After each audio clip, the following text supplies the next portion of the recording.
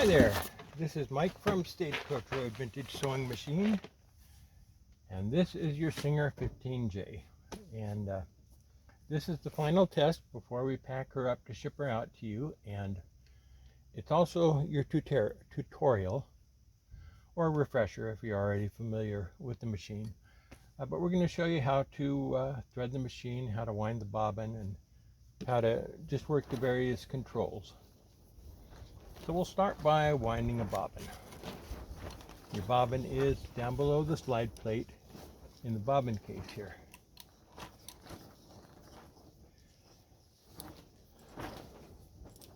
Takes a class 15 bobbin, and these are the most common bobbins that you'll ever see. These are the ones you see at the Walmart or department stores, flat-sided. And this bobbin is already half full, so I'm going to go through the motions of bobbin winding and maybe put a couple of feet of thread on it, but then I'm going to take it back off because I don't believe in winding over the top of other thread. So put your spool, your thread spool, on the little spool pin down here below the bobbin winder. Go into this tension device here, like that, and then up to your bobbin. And put the thread through the little hole in the side of the bobbin and give it a few wraps just to hold the thread in place while you wind. Thread on the spool pin through the tension device, and then your bobbin is going to go on the bobbin winder with the thread going over the top in that direction. Put your bobbin on the bobbin winder and turn the rubber tire until the little pin on the bobbin winder, the little keeper pin, goes into the hole in the side of your bobbin. Then push the bobbin winder towards the hand wheel, and this little finger here will drop down into the bobbin. Declutch your machine by turning the comb knob in the center of the hand wheel towards you, eighth of a turn or so. You'll feel it hit its stop. I like to take up the slack, and I think now we're ready to wind.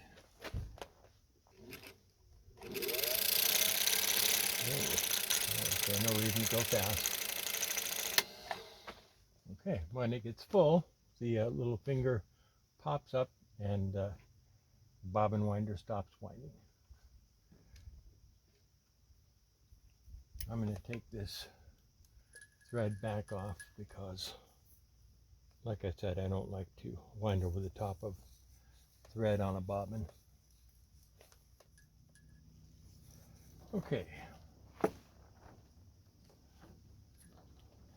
So, with the thread coming off the bobbin in this direction, coming off the top of the bobbin in this direction, drop your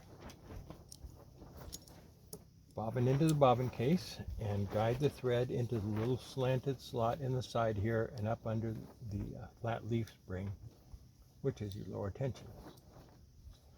And when the tension is adjusted correctly on the bottom, you should have just enough tension to be able to dangle the bobbin case without the thread unspooling, but not much more than that.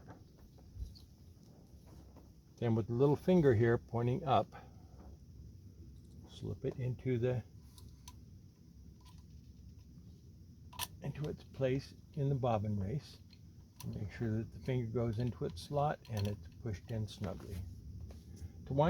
To thread the machine, put your spool on the spool pin, go into the slot on the back of the faceplate right here, and then directly into the discs of tension assembly all the way around until you reach this little notch at the top.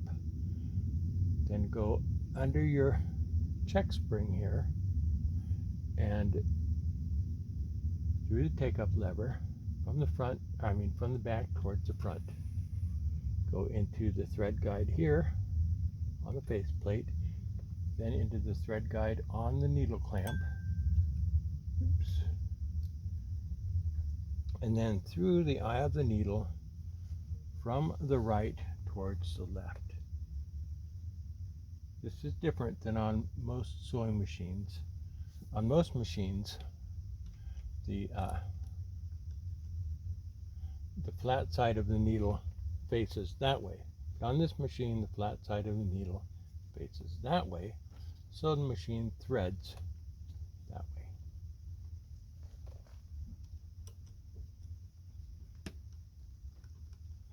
Make sure your needle's all the way up in the slot when you replace it. And tighten it down. Thread through the thread guide. Cut a nice fresh end on your thread so you're not fighting the frayed ends, trying to get them to go through the eye of the needle.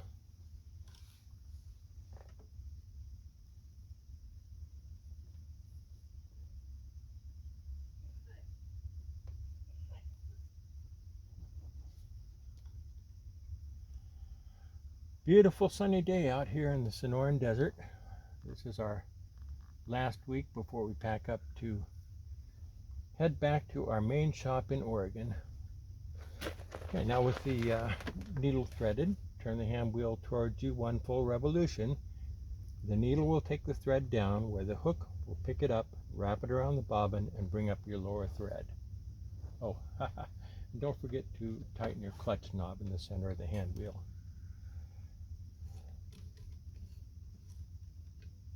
There we go, there's our bottom thread.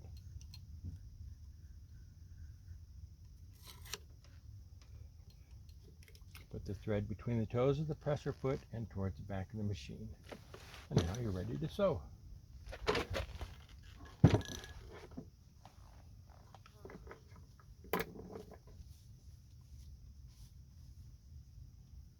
Lower the presser foot onto the fabric using the lever on the back here. And before we sew, we're going to set our stitch length. A good stitch length for most regular fabric is around 12 stitches per inch. From the center point here, where 0 stitches per inch, which means that your fabric doesn't move at all, and your needle just goes up and down in the same hole. If you do that, you'll make a wad of thread under your needle plate, and you don't want that. So don't try to sew when it's in the 0 position. Going down from the 0 position, your stitches get longer and longer and longer until your longest stitches are at the very bottom. From 0 going upwards, your stitches get longer and longer and longer, but in reverse. So we're going to go below the 0 line and down to about 12 stitches per inch.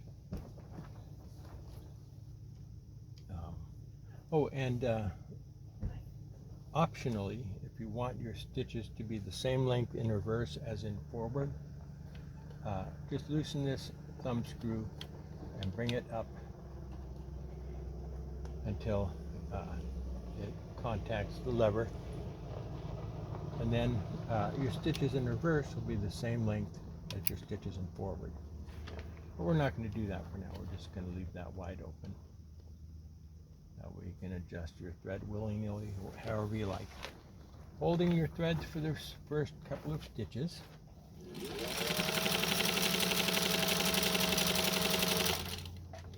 You can actually go right up on that big, thick Levi seam. This is the bottom cuff seam for a pair of Levi's, and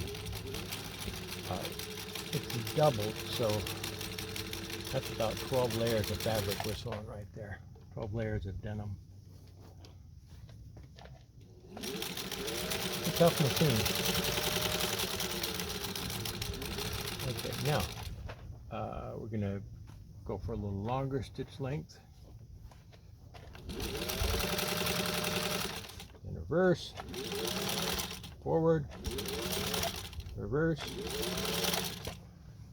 and then we're going to leave it in about 12 stitches per inch. This is your tension assembly, your upper tension. And when I restore a machine, I usually leave it so that 3 is about average for most fabric. You can go up or down from there a little bit. You don't need to go, make any big changes. But depending on what you're sewing, you know, if it looks loose and loopy on the bottom, you probably want a little more tension. If the fabric's puckering up, you may have a little too much tension. But you know, just adjust it like, you know, 1 number or so. But 3 is pretty good for most fabric. This is the pressure on your sewing foot. So if you're going to do delicate fabric, you may want to loosen this screw up a little bit so there's less pressure on the fabric, so the teeth of the feed dogs that move the fabric don't mar the surface of your fabric. You want just enough pressure so that your fabric moves along with authority without anyway, so your fabric moves along with authority. This knob down here, this knob right here, is your feed drop.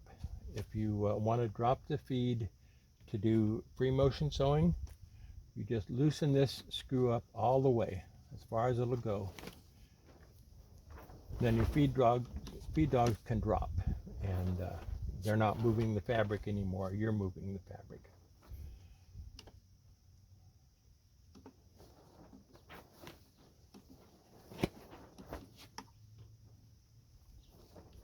And now I don't remember which way we wanted to go. I have this stuff on here to protect the surface of the table here. Let's see. Okay, so we want to go the other way. Okay, yeah. Push the screw towards the back and tighten it up, and your feed dogs are up again and you're in the sewing position.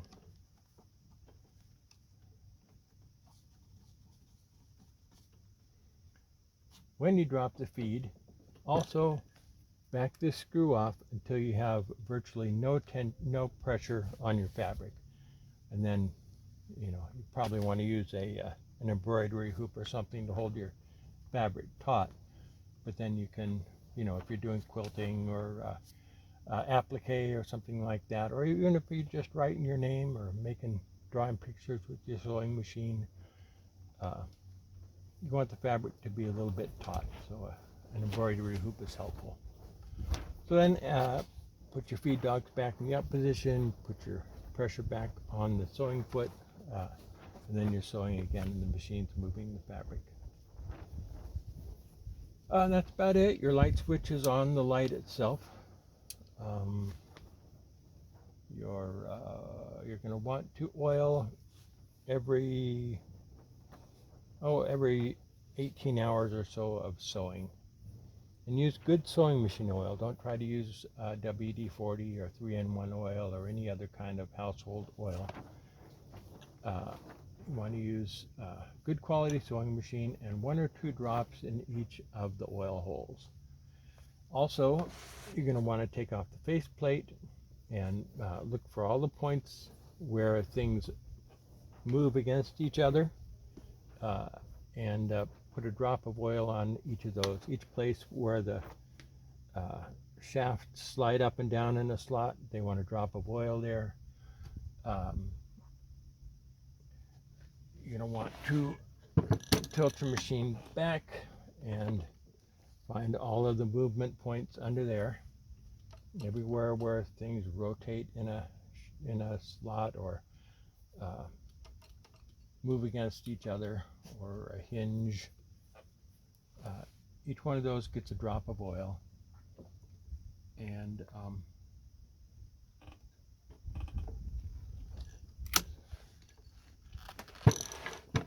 there's an inspection plate on the back here that you can take off and look inside there to see what what needs a drop of oil. And the needle plate here has 2 screws.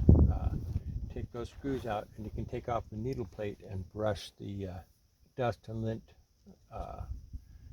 that's around your feed dogs, vacuum it out. Because this, especially polyester thread, is abrasive, and the cleaner you keep it down there, the longer everything's going to last. I mean, it's going to last for 100 years anyway, but it's good practice. Bobbin winder also gets a drop of oil in the little oil hole here. Once a year, you're going to want to put a little bit of grease in each of these 2 grease tubes at the bottom here on the back. That's about it. I will send you a user manual that will have all of this information in it, and it will have an oiling diagram that shows you all of those spots that need to be oiled, and it'll show you how to put grease in the grease tubes. So we'll get her packed up and ready to go to New Orleans, or is it New Orleans? Anyway, we'll get her packed up and ready to ship and get her on out to you sometime in the next few days. Like I said, we're packing up, getting ready to get back to our main shop in Oregon. So things are a little bit higgledy-piggledy at the moment, but nothing out of control. So get this done in a timely manner and you'll see your machine soon. So thank you again for your purchase. Thank you for watching the video. Oh, and if you happen to come here from somewhere else on the internet and find this video, we are Stagecoach Road Vintage Sewing Machine, and we are on Stagecoach Road up in Oregon. So we are stagecoachroadsewing.com. And if you come out to the website, you're going to see, well, first thing you'll see is 15 to 30 machines that are for sale, either restored, fully restored, or serviced, you know, where we test it and adjust it and oil it and make sure everything's working top notch. And then below that, you're going to see hundreds and hundreds of beautiful machines that we've restored over the last few decades, and you'll see pictures from all different angles and a little bit of information about each machine. Yeah, and it's fun to just go see all the different colors, shapes, and styles of machines from over the years and from different countries. Again, that is stagecoachroadsewing.com, and we will see you there.